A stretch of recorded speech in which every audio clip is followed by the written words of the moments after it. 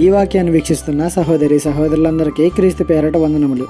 ఈరోజు వాక్యం ద్వారా దేవుడు మనతో చెప్తున్న మాట, నేను కోరున్నది సమాధానమే అయినను మాట నా నోట వచ్చిన తోడనే వారు యుద్ధమునకు సిద్ధమగుదురు. కీర్తనల గ్రంథము 120:7.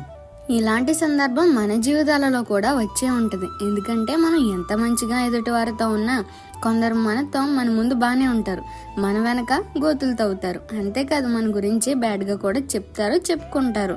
వారు మన గురించి అలా చెప్పుకుంటున్నారు అని మనకి తెలిసినా వారితో సమాధానంగా ఉండాలి అని అనుకున్నప్పుడు కూడా మన మాటలో తప్పులు వెతుకుతారు.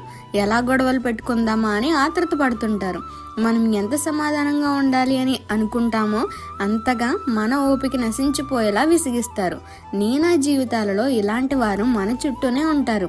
కాబట్టి మనం చేయాల్సింది ఒక్కటే, మౌనంగా ఉండి ప్రతి విషయాన్ని, వారు నీకు చేసిన ప్రతిదాన్ని దేవునికి చెప్పడమే.